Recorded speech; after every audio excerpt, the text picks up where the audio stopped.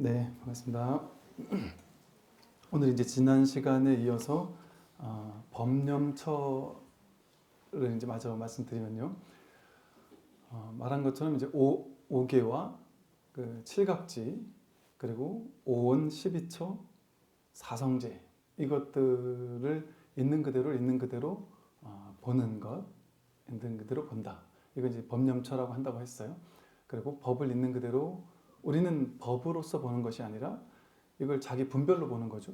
그래서 우리 눈에는 모든 게 다 분별된 대상으로 보이고, 분별된 대상이라는 말 자체에서 보듯이, 분별이라는 말에서 보듯이 말이나 우리가 알고 있는 모든 생각은 전부 다 둘로 나뉜 거예요. 내가 저것을 본다. 이것과 저것. 서로 이렇게 분별된 어떤 대상들만을 항상 보고 있는데, 거기서 있는 그대로를 그냥 봐주는 거예요. 어차피 그러니까 이것이 갓난아기도 할 줄 아는 거죠, 그죠? 갓난아기가 자연스럽게 할 줄 아는 거. 갓난아기 모르겠습니까? 갓난아기 알죠? 이거 확인한단 말이에요. 갓난아기도 너무나도 갓난아기도 자기 살림살이로 늘 쓰고 있는 거잖아요. 이 알아차리는 능력이랄까? 이거 갓난아기에는 없냔 말이죠.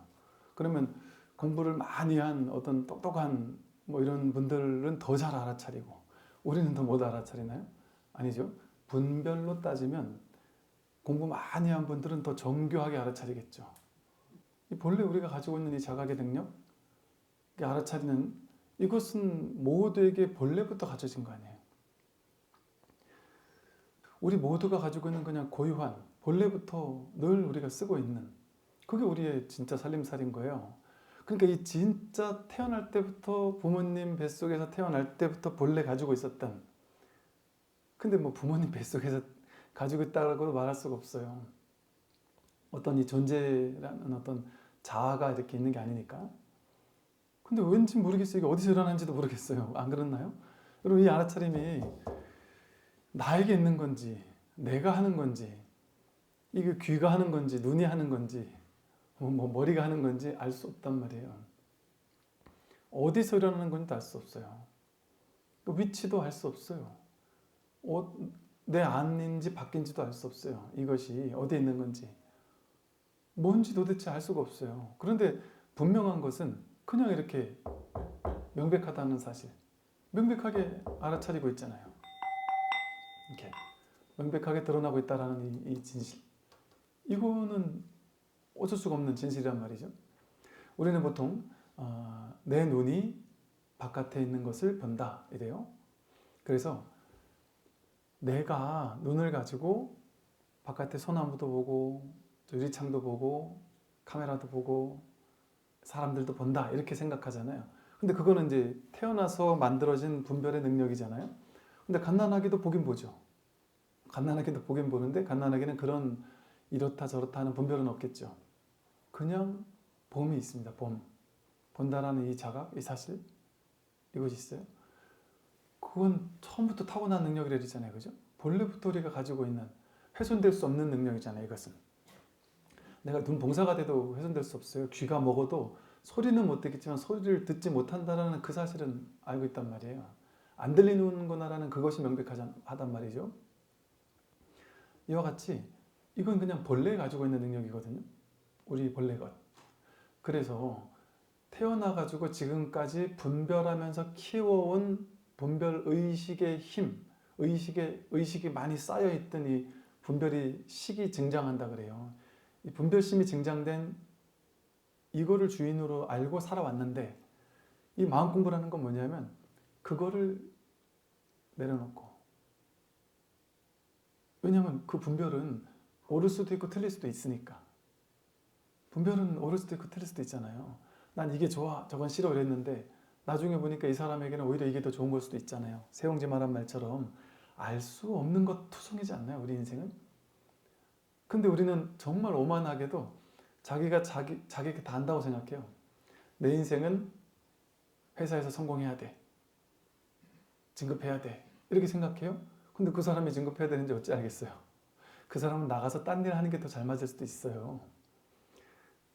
여기서는 뭔가 삶의 또 지혜를 수확하기 위해 잠시 여기 와 있는 걸 수도 있어요. 근데 내가 이걸 고정지어서 내가 이 회사에 있고 이 회사에서 진급을 하는 자아로 바뀌어야 돼.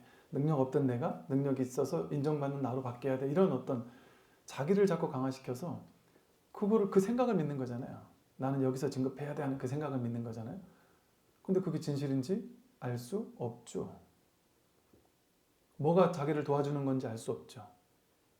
전혀 알 수 없는데도 우리는 자기가 살아왔던 삶의 경험에 비추어서 지금까지 살면서 이게 좋았다 하니까 이거를 집착하고 그렇게 돼야 되라고 믿는 거죠. 집착하는 거죠. 근데 그렇게 돼야 되는지 아닌지는 아무도 알 수 없어요. 여러분, 그 부모님인데도 불구하고 내 자식이 엄마, 나 어느 대학 가는 게 좋을까? 무슨 과 가는 게 좋을까? 나 무슨 직업 가진 게 좋을까? 이러면 명백하게 알려줄 수 있는 사람 있습니까? 완전 점장인 것처럼 뭔가 명백하게 훤히 알려줄 수 있는 사람이 있냔 말이죠. 없습니다. 알 수 없어요. 알 수 없어요. 그러면 이제 불안한 거예요, 사람들은.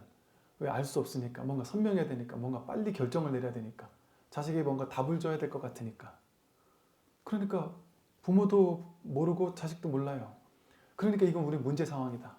남들은 봐라. 뭔가 목표가 분명하잖아. 그리고 딱 가야 될 길이 정해져 있잖아. 근데 우리는 뭐냐 이거. 정해져 있는 것도 없고 뭘 해야 될지도 모르고 우리는 바보 아니야. 이렇게 망상을 피운단 말이에요. 그게 아니고 이런 생각을 너무 과하게 믿다 보면 어떤 일이 생기냐면요. 강박장애가 생겨요. 그래서 이런 강박장애 있는 분들이 뭔 얘기를 하시냐면 선생님 저는요. 그 강박장애가 점점 커지다 보니까 나중에는 자기가 생각하는 완벽한 뭔가 딱 정해진 일이 벌어져야만 된다고 느껴요. 그러다 보니까 이게 나중에는 어느 정도의 강박이 오느냐 하면 내가 어떤 회사에서 어떤 일을 도전해야 된다. 그럼 그것은 아무 때나 하면 안 되는 거예요. 날짜가 자기가 좋아하는 날짜여야 되는 거예요. 딱 좋아하는 날짜에 뭔가 그게 딱 떨어지면 뭔가 이렇게 딱 떨어진 느낌이 들어서 뭔가 통쾌하다는 거예요. 그리고 그날 날씨가 나쁘면 안 되는 거예요. 그날 날씨도 딱 받쳐줘야지 딱 떨어져야 된다고 이렇게 느끼는 거예요. 세상은 정해질 수가 없죠.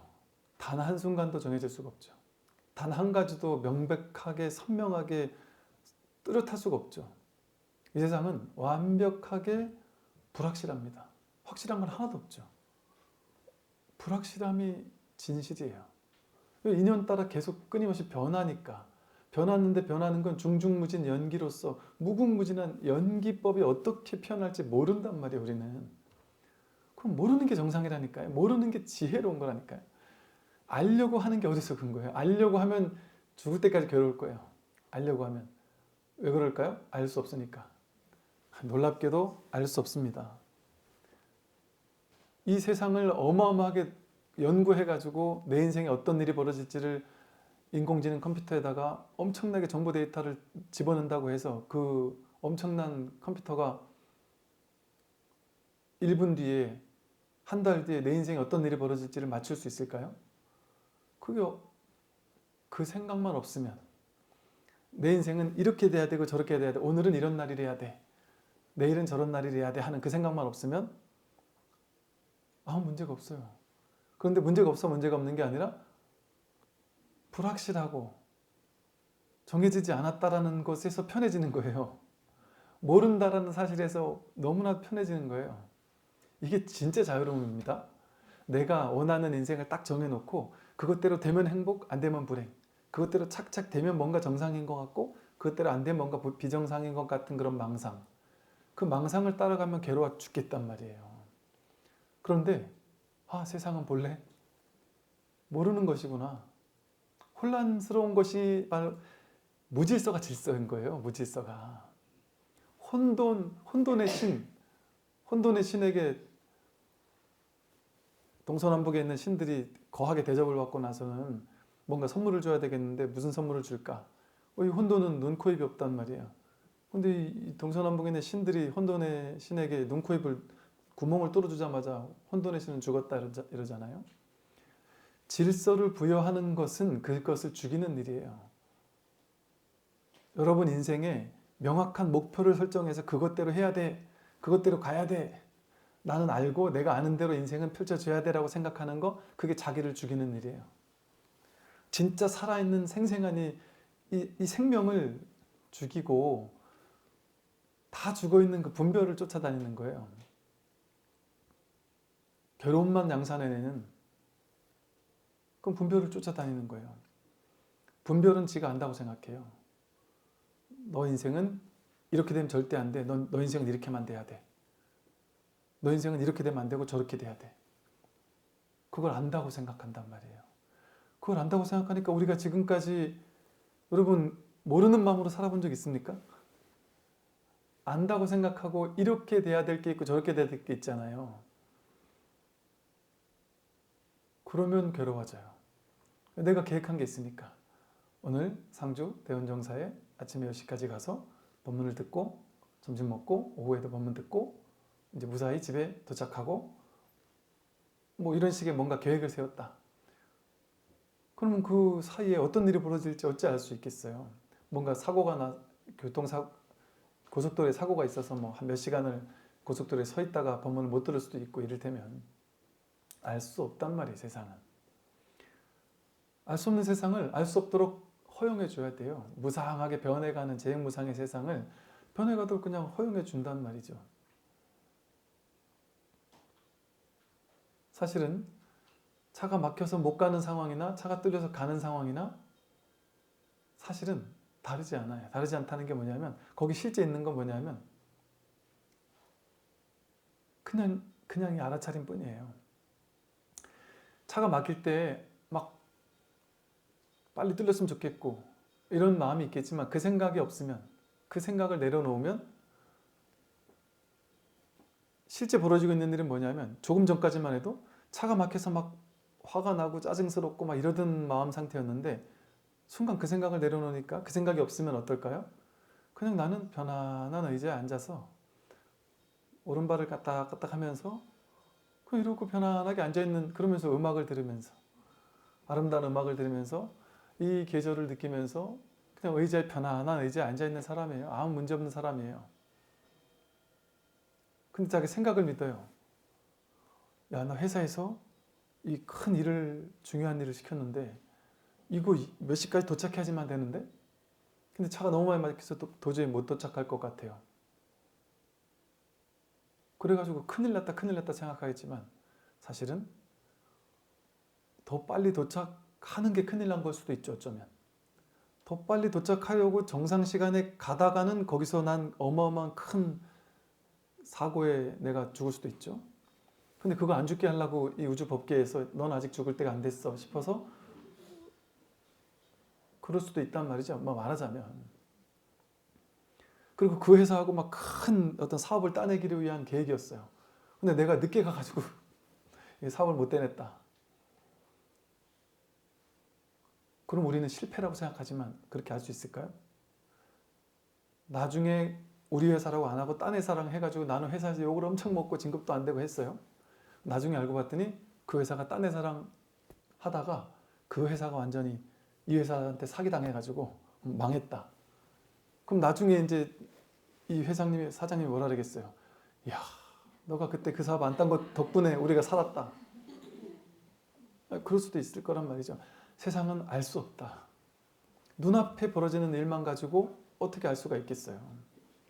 그러니까 알 수 없음에 익숙해지면 실제 여기에 그냥 있을 수 있어요.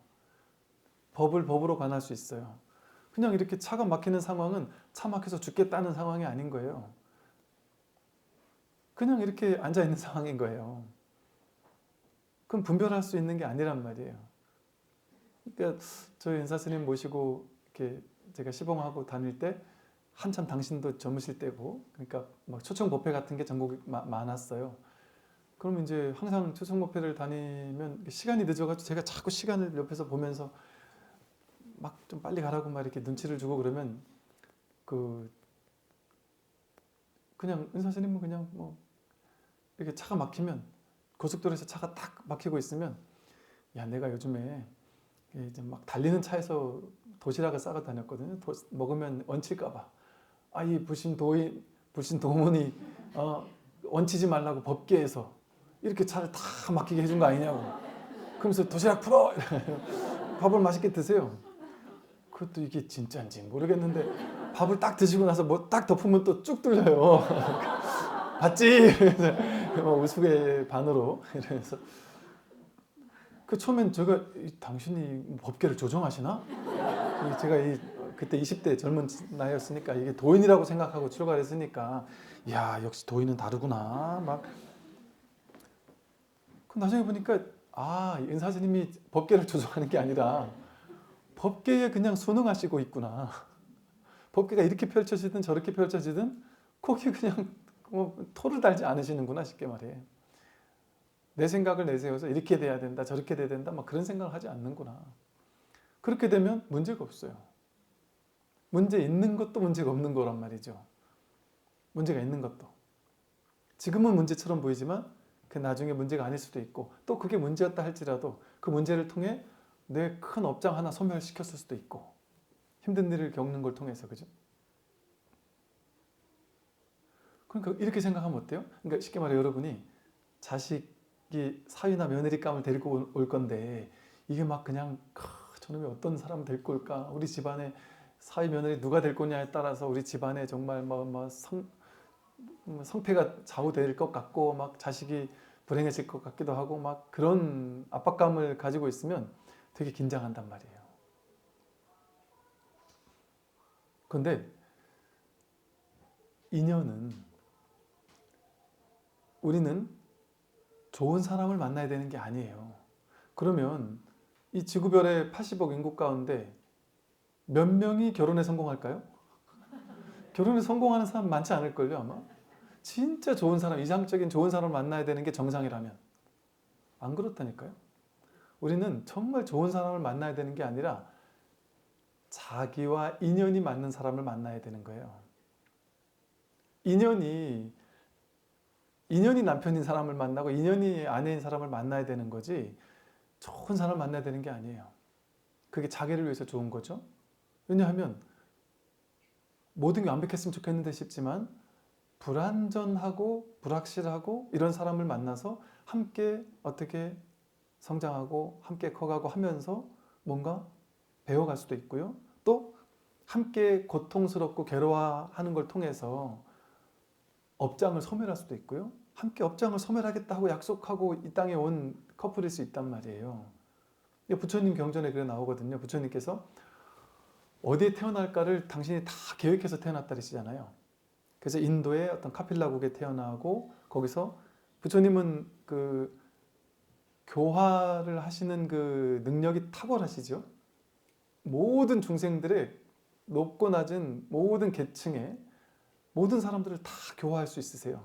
왜냐하면 왕자 수업을 받아서 왕들을 교화하는데 말하고 이러는 것이 그 수준이 전혀 떨어지지 않았죠. 상당히 유능했죠. 근데다가 또 이 6년 동안 고행의 길을 걸으면서 그야말로 걸식하고 다니면서 모든 사람들의 또 어려움이나 이런 것들도 다 느끼고 그들을 찾아다니면서 이렇게 밥을 빌어서 먹어야 됐었고 그러면서 그 모든 것들을 다 그 인연을 그렇게 교화하기에 가장 적절한 인연으로 카필라국을 택해서 그 왕과 왕비를 택해서 갔다는 그런 말을 쓴단 말이에요. 어머니가 부처님을 낳자마자 돌아가시는 것조차 인연이었단 말이에요. 그 고통을 통해서 이 왕자는 어릴 때부터 왜 왕인데 왕비였는데 돌아가셔야 되지? 이거는 왕이라고 해도 어쩔 수 없는 거구나. 죽고 사는 문제는. 이런 어떤 근원적인 고민들을 할 수 있었단 말이죠. 출가에 대한 마음을 품을 수 있었단 말이죠. 근데 그것을 보고서는 이야 역시 부처님은 대단하다. 부처님쯤 되니까 막 저렇게 태어날 때 어디서 태어날지 딱 정해서 태어나는구나 이렇게 생각하잖아요. 근데 그게 하나의 방편의 말이에요. 말하자면 그렇게 말할 수 있다는 소리거든요. 인연 따라 그렇게 모든 게 인연에서 어긋나지 않는다는 말이겠죠. 그럼 그 부처님만 그러겠냔 말이에요. 자기가 부처거든요. 우리 모두가 그렇다는 소리거든요. 그러니까 그걸 이제 구체적으로 좀 우리가 알아듣기 쉽게 설명하면 우리가 다 이 부모님을 만나야만 했던 거예요. 내 마음에 안 드는 부모님이라도 돈 없어서 나를 뒷받침을 못 해주는 부모님이라 할지라도 그 부모님을 만났어야 되는 거예요. 부모님을 원망할 필요가 1도 없는 거예요. 왜? 자기 인연에 없는 건 나타날 수가 없어요. 세상에. 다 자기가 끌어당긴 일이에요. 자기에게서 나온 일이거든요. 결혼의 인연도 마찬가지예요. 자기 직장 인연도 마찬가지고. 그러니까 어떤 인연인지 모르잖아요. 우리가 직장을 내가 더 오래 할 수 있는지 여기서 그만둬야 될지를 모르잖아요. 모르니까 최선은 다해야 돼요. 최선을 다할 뿐. 그러나 모르니까 결과는 내맡기고 사는 거예요. 그런데 그걸 확실히 알 수 있느냐? 알 수 없는 게 진리예요. 알려고 하면 안 돼요. 그럼 난 최선을 다하는 것까지. 그리고 그 결과는 알 수 없다. 알 수 없으면 어떻게 돼요? 알 수 없으면 익숙해지면 어떻게 될까요? 마음속으로 집착은 안 하겠죠. 반드시 이 회사에서 오래 남아야 돼 하는 집착은 안 하겠죠. 알 수 없으니까. 나는 알 수 없어 이거잖아요. 그죠? 근데 누구는 알 수 있어요? 이 법계는 알아요. 인연은 알아요. 그러면 인연이 알아서 하겠죠. 나는 모르는데 법계가 아니까 법이 살아가도록 해야지 내가 살도록 하면 안 된단 말이에요. 근데 우리는 내가 살도록 하니까 내 생각을 가지고 내 생각이라는 게 얼마나 조금밖에 모르는 거예요. 정말 이 인연법 전체를 내 생각으로 판단을 못하죠. 내 안에 어떤 업이 있는지를 어떻게 판단할 수 있겠어요. 나는 모른다니까요. 나는 어리석은 분별망상하는 어리석은 모르는 사람이에요. 나는. 그러니까 내가 진리가 되면 어떻게 될까요? 모름에 편안해져요. 모름을 당연하게 허용한단 말이에요. 나는 모른다에 오케이 한단 말이에요. 그러니까 삶이 어떻게 펼쳐지라는 말을 안 해요. 어떻게 펼쳐져도 상관하지 않아요. 그리고 그 모든 것을 허용하고 모든 것을 받아들여요. 즉각. 내가 삶을 받아들이지 않아요. 내가 삶을 받아들이면 둘로 쪼개지잖아요. 내가 있고 받아들여야 될 게 있잖아요. 그건 진짜 받아들임이 아니에요. 그냥 이거는 저절로예요. 저절로. 그냥 삶 전체가 그냥 저절로 이렇게 흘러가고 있단 말이에요. 그냥 통째로 받아들여지고 있잖아요. 받아들인다는 말도 없이. 그냥 이 자체가 그냥 온전한 허용인 거예요. 틈없이. 내가 받아들이려는 노력을 조금이라도 했다. 그거는 아직 공부가 안 된 거죠. 그러니까 본래가 그런 거예요. 본래가 삶이. 이게 법인 거거든요. 법이. 그러니까 법이 법으로서 법이 법을 보려면 법이 법으로서 그대로 이렇게 드러나도록 하려면 어떻게 해야 돼요? 내가 내 삶을 통제하려고 하는 거 그건 어리석은 거예요. 내가 없는데 어떻게 내 삶을 통제합니까? 내가 세상을 어떻게 통제합니까? 그래서 그것을 탁 내려놓으면 거기는 뭐 할 게 없어요. 그러나 아무것도 안 하지 않아요. 최선을 다해 살아요. 무엇이든 최선을 다해서 열심히 살아요. 열심히 사니까 될 건 되고 안 될 건 안 돼요. 이게 진리예요. 부처님 인생 어땠어요? 될 건 되고 안 될 건 안 됐잖아요. 부처님 인생. 좋은 일만 벌어지지 않았잖아요. 좋은 일도 벌어지고 나쁜 일도 벌어졌잖아요. 그게 진실이라니까요. 우리 부처님처럼 우리도 부처님 같이 하잖아요. 우리도 부처님 같이 이런 노래도 있잖아요. 그럼 부처님 같이 사는 게 어떻게 사는 거예요? 부처님 인생 파란만장했거든요. 태어나자마자 어머님이 죽었죠. 부처님 가족 석가족이 멸망했죠. 사리불목건녀는 먼저 죽었죠. 심지어 칼에 맞아 죽기도 했죠. 부처님은 엄청나게 외도들한테 모함을 당했어요. 욕도 많이 먹었고 쫓아다니면서 깡패들 누가 붙여가지고 부처님 나올 때마다 막 돌 던지고 욕하고 그런 일도 있었단 말이에요. 온갖 그런 일들이 있는 그게 부처님의 삶이에요. 근데 그런 일만 있었느냐? 교화를 잘해서 무수히 많은 사람들이 부처님 법문을 들으러 구름대처럼 몰려드는 일도 있었어요. 그러니까 좋은 일도 있었고 나쁜 일도 있었네요. 그죠? 승승장구하고 술술술술 풀리기만 하지 않았네요. 그죠? 그게 우리도 부처님 같이 사는 방법이에요. 비법이에요. 그런 삶을 어떻게 살면 될까요? 지금 그러고 살지 않으셨나요? 지금까지 우리 삶이 그러지 않았습니까? 지금까지 우리 삶을 보면 술술술 풀리기만 하지 않았잖아요. 어떨 땐 풀렸는데 어떨 땐 안 풀렸잖아요. 꽉 막힌 것처럼 안 풀렸잖아요. 그것을 왜 허용하지 못했을까요? 그렇게 되면 안 된다라는 자기 생각을 믿고 있었으니까. 그 생각이 옳다고 믿었으니까. 그 생각 진짜 옳은 거 맞을까요? 모릅니다. 오직 모를 뿐이에요. 알 수 없습니다. 그렇기 때문에 이 12처라고 했어요. 눈 깊고 혐없듯이 색성향 미촉법을 탁 만날 때 그냥 뿐이에요. 뿐. 내가 저것을 본다 이런 분별이 일어나는 게 아니라 그냥 볼 뿐, 들을 뿐, 삶을 경험할 뿐, 삶이 이렇게 경험될 뿐. 실제로는 일어남, 사라짐 그뿐이에요. 그러니까 그 어떤 것도 나를 묶지 못해요. 나를 사로잡지 못해요. 내가 어디에도 묶여있지 않아요. 족쇄에 채워지지 않았습니다. 그래서 이 12처를 관하는 것을 대남처경에서 이렇게 말해요. 수행자들이요. 수행자는 6 내입처와 6 외입처의 법에서 법을 알아차린다. 어떻게 비구가 6가지 안팎의 입처라는 법에서 법을 알아차리는가? 비구는 눈을 알아차리고 형색을, 눈에 보이는 색깔, 형색을 알아차리며 이 2가지를 조건으로 일어난 족쇄를 알아차린다. 그는 전에 없던 족쇄가 어떻게 일어나는지 알고 어떻게 사라지는지 안다.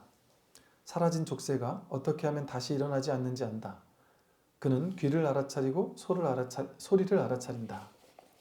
이러면서 눈 깊고 혀몸 뜻을 다 이렇게 얘기를 하거든요.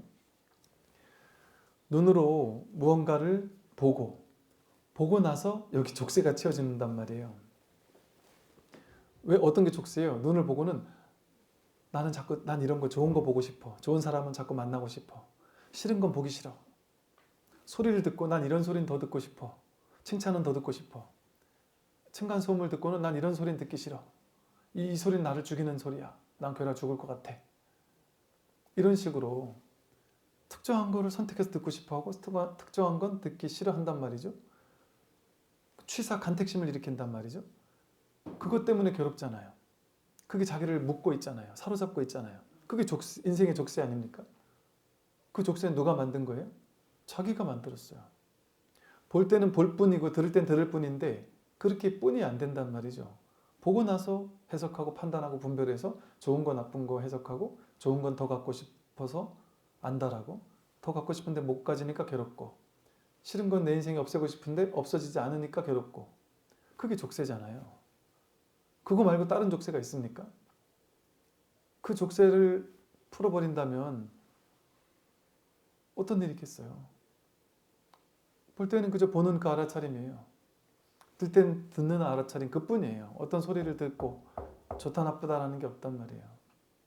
그럴 뿐이란 말이죠. 냄새 맡고 맛보고 감정 느끼고 생각 일어나고 사라지고, 이렇게 12처를 있는 그대로. 또 이제 마지막으로 이제 그 사성제를 관한다라는 거예요. 이건 이제 법을 보는 거거든요. 괴로움이라는 것, 우리가 괴로운 이유는, 우리가 마음 공부를 하는 이유는 괴로움 때문이잖아요. 괴로움을 해결하고 싶은 거잖아요.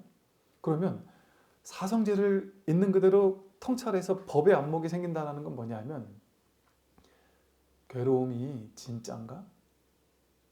괴로움의 문제, 늙고 병들고 죽는다는 걸 대표되는 사고팔고라는 이 괴로움의 문제, 이것이 진짜인지를 깨달아야 된단 말이에요. 그런데 괴로움을 해결하는 방법이 세상에서는 전부 다 이거 해봐라 저거 해봐라, 연불해라 독경해라, 아니면 뭐 기도해라, 아니면 신께 부탁해라, 뭐 해라 이렇게 방법이 있잖아요. 그런데 이 불교에서의 괴로움을 해결하는 방법은, 사성제에서 뭐라고 하느냐, 사성제가 모든 불교를 포섭한다 그러거든요. 부처님의 모든 가르침을 포섭한다 그래요. 사성제에서는 뭐라고 하느냐면, 첫 번째가 고성제예요. 괴롭다고 그래서 괴로워 미치겠다고, 그런데 괴로워 미치겠다 하면서 괴로움을 분노하고 원망하고 미워하고 하지 않고, 그걸 일단 잠깐 유보하고, 괴로움, 내가 괴로움이라고 이름 붙이는 그게 일어날 때 거기에 있어라는 거예요. 그걸 진짜로 보라는 거예요. 분별로 보니까 괴로움으로 해석되잖아요. 괴로움이라고 해석됐던 어떤 일이 벌어지잖아요. 근데 그게 내 해석일 뿐이었는지, 내 분별일 뿐이었는지, 아니면 진짜 괴로움이 맞는지를 통찰해 보라는 거예요. 그래서 괴로움이 있을 때 괴로움을 피해 도망가려고 하는 것은 괴로움을 더 강화시키는 일이에요. 왜냐하면 괴로움을 볼 때 괴로움을 피해 도망가야 되라는 의식이 크면 클수록 괴로움은 도망쳐야 될 것, 이 괴로움의 어떤 의미를 강력하게 부여한 거잖아요. 내가. 즉 괴로움이라는 어떤 대상에 강력한 괴로움이라는 의미를 내가 부여해 가지고 거기에 내가 도리어 집어삼킨단 말이죠. 그래서 괴로움에서 벗어나려고 애쓰면 애쓸수록 괴로움은 더 나를 옥죄는 것으로 작용을 해요. 더 큰 족쇄가 돼버려요. 뭐든지 마찬가지예요. 다이어트 하겠다. 가볍게 하면 될 수도 있고 안 될 수도 있는데 절대적으로 해야 돼 하고 집착을 하면 안 먹어야지 하는데 집착하다가 나중에 폭식증으로 바뀌죠. 거식증이 폭식적으로 이렇게 왔다 갔다 하거든요. 그 한쪽의 극단을 쥐고 있으면 상대 극단이 덩치를 키우고 있단 말이에요. 그래서 순식간에 나를 집어 삼켜버려요. 그래서 불교는 괴로움을 없애버리는 거, 싸워 이기는 거 그런 걸 하지 않아요. 괴로움이 있을 때 괴로움이라고 내가 이름 붙이고 있잖아요. 그 이름을 붙이지 않고 그냥 그 자리에 있어 보는 거예요. 그걸 그냥 허용하고 인정하고 그거를 해석하고 판단하고 분별하지 않은 채 그걸 있는 그대로 보는 거예요. 그 말은 뭐냐? 그 자리에 있는 것 뿐이 돼버리는 거예요. 그럴 뿐. 그러면 내가 괴로워가 아니라 그냥 지금 이 상황 속에 그냥 있는 거예요. 이걸 말로 하니까 알아차린다, 뭐 그거 허용한다 이러지만 이 말은 곧 무슨 말이냐면 하나가 된다는 뜻이에요. 알아차린다는 건 진짜 알아차림은 내가 그것을 알아차리는 게 아니에요. 그냥 알아차릴 뿐이란 말이에요. 내가 저 소리를 듣는 게 아니라 그냥 이것뿐이거든요. 그러듯이 내가 괴로움을 알아차린다 이러는 게 아니에요. 그건 다 분별이에요. 어떤 일이 벌어졌을 때 거기에 그냥 있어 보는 거야. 거기 그냥 있으면 이걸 괴로움이다라고 해석하기 이전에 그냥 그 속에 그냥 온전히 있게 된단 말이에요. 그걸 있는 그대로 허용하고 저절로 통찰하면서 저절로 알아차리면서 그게 괴로움이라는 성스러운 진리가 되거든요. 괴로움이라는 게 없으면 우리는 괴로움에서 벗어나겠다는 생각을 할 수가 없어요. 그래서 모든 괴로움이 오는 것은 성스러운 진리로서 옵니다. 그러니까 부처님 사성제가 불교의 모든 핵심이라고 하잖아요. 근데 사성제에서 첫 번째 고성제라 했단 말이에요. 그러니까 진리가 뭐냐? 첫 번째 사성제가 진리다. 불교를 전부 다 한마디로 말하면 뭐냐? 사성제다. 근데 그 첫 번째가 뭐냐? 고성제다. 괴로움이라는 것은 없애버려야 될 것이 아니라 성스러운 진리다. 근데 내가 괴로움이라고 해석하고 이것 때문에 해석하고 이걸 없애버려야 되라고 하고 그러면 그것은 괴로움이 되어서 나를 집어삼킨다. 그런데 그것이 성스러운 진리인 줄 알고 해석하고 판단하지 않고 그냥 거기 있을 때 그때 그것은 성스러운 진리가 돼버린단 말이에요. 삶 자체가 통으로 진리가 돼버린단 말이에요. 괴로움이 본래 없으니까. 괴로움은 나의 해석일 뿐이니까. 그런데 그것을 내가 해석해가지고 이건 좋고 저건 나빠 이렇게 분별하니까 그 괴로움이 괴로움으로서 작용하는 것 뿐이잖아요. 막 뜨거운 불길이 있어서 그 불길을 피하고 싶어 죽겠단 말이에요. 그 대예스님에게 물었다고요, 제자가. 뜨거운 불길이 있는데 어떻게 하면 되겠느냐. 어디로 피하면 되겠습니까? 했더니 불길 속으로 피해라 이랬단 말이에요. 불길 속으로 뛰어드는 거는 더 죽는 일 같잖아요. 근데 불길 속으로 피하라 했단 말이에요. 불길 속으로 가는 게 진짜 피하는 거예요. 왜? 불길 주변에서 불길 때문에 뜨거워 죽겠다라고 하면 옆에 있으니까 둘이니까 뜨겁잖아요. 근데 불길 속으로 들어가서 불이 돼버리면 어때요? 불은 불이 뜨거운 줄 알아요? 불은 뜨거움이 없어요. 그냥 그럴 뿐이지. 괴로움이 있을 때 그 괴로움에서 도망치겠다, 벗어나겠다 그렇게 하는 것이 아니라 그 괴로움을 거기 그 현장에 있는 거예요. 그 있는 그대로 본단 말이에요. 그럼 우리가 지금까지 왜 괴로웠는지 집성제가 고성제, 집성제가 드러난다고요? 내가 생각으로 이런 일이 벌어지고 저런 일은 벌어지면 안 돼? 이건 괴로움이야? 이런 일이 벌어지면 안 돼? 이런 식으로 내가 분별했기 때문에 벌어지면 안 돼라는 한 생각 때문에 그게 벌어지니까 괴롭잖아요. 그게 원인이었던 거 아니에요? 내가 분별했던 게 원인 아니었어요? 내가 이런 일은 벌어지면 안 돼라는 그 생각이 없으면 버려져야 되는지 안 버려야 되는지 나는 몰라. 내가 모르니까 내가 안다는 생각을 주지 않겠죠. 근데 삶 전체가 그냥 통찰하는 것 뿐이거든요. 있는 그대로일 뿐이거든요. 그러니까 허용하게 된단 말이에요. 그러니까 내 생각 분별을 주지 않아요. 분별을 쥐니까 괴로웠단 말이에요. 분별심이 있으니까 괴로웠단 말이에요. 그 분별심이 12가지로 나뉘는 걸 12연기라고 했어요.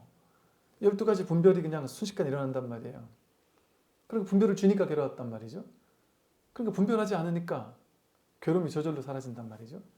그게 괴로움의 원인을 제거하는 거예요. 그게 12연기의 순간 역관을 통해서 12연기가 이게 전부 다 통으로 분별일 뿐이었구나. 그럼 그 분별을 내려놓는단 말이죠. 그러면 고집 멸성제가 드러난단 말이죠. 내가 이렇게 돼야 돼 하고 집착하니까 괴로웠는데 이것 때문에 괴로웠구나. 이걸 내려놓으니까 이렇게 돼야 돼가 없죠. 어떻게 돼야 된다는 생각이 없죠. 그러니까 멸해버렸잖아요. 괴로움의 원인이 소멸돼 버렸잖아요. 내가 반드시 이래야 돼 했는데 그것 때문에 괴롭구나 해서 이걸 내려놓으니까 멸했잖아요. 그럼 자기 분별이 멸했더니 멸성제가 열반이에요. 해탈이고. 자기 분별 때문에 괴로웠는데 분별이 사라지니까 저절로 멸해지죠. 괴로움이 사라지죠. 이렇게 한번 멸성제를 딱 맛보게 된단 말이에요. 그 다음에 도성제가 있는 거예요. 그러고 나면 그때 이제 수행이 필요해요. 근데 그 수행은 억지로 갈고 닦는 유의 조작의 수행이 아니에요. 그 사는 게 수행이에요. 어떻게 사느냐? 승가에 몸을 담고 사는 거예요. 바른 법문을 꾸준히 듣는 거예요. 법과 함께하는 삶을 사는 거예요. 또 내가 그러더라도 왜 수행이 필요하냐면 멸성제로 한 번 멸했더라도 한 번 내가 이 법의 자리를 한번 확인했다 할지라도 내가 누군지를 한번 확인했다 할지라도 법이 딱 드러났어요. 대문자 D 단마가 됐단 말이에요. 이렇게 됐더라도 오랫동안 내가 살아오면서 익혀왔던 분별의 습관을 단박에 조급복할 수가 없단 말이죠. 그러니까 나는 분명히 깨달았는데 왜 옛날하고 똑같지? 이런 일이 반드시 벌어집니다. 왜 똑같이 분별하지? 왜 똑같이 화가 나지?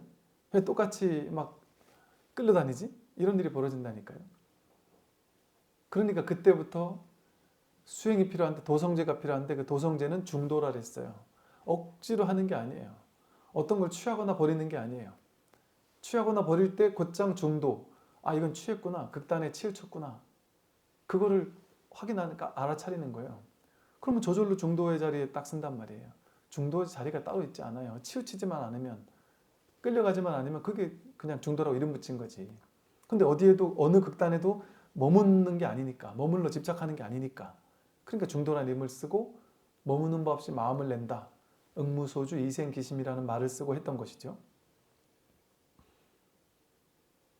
그러니까 그러기 위해서는 이 법문을 꾸준히 듣고 또 법을 자꾸 이렇게 경전이나 어록 같은 걸 통해서든 스승을 통해서든 이 공부를 계속하고 법문을 계속 듣는 걸 통해 내가 평소에 또 일상생활에서는 어떻게 하느냐? 공부를 계속하는 것을 하고 또 일상에서는 저절로 관이 되는 측면이 이제는 드러납니다. 그전에는 깨닫기 전에는 억지로 윗바사나를 해야 되는 줄 알고 억지로 관해야 되는 줄 알았는데 여러분 억지로 관이 됩니까? 그래서 저절로 삶을 살면서 이렇게 저절로 이게 윗바사나가 되어진단 말이죠. 그러면서 멸성제 이후에 도성제를 오래오래 좀 해야만 이 공부가 이제 원만해진다 하는 것을 볼 수가 있어요. 오늘 여기까지 말씀을 드리도록 하겠습니다. 수고하십시오.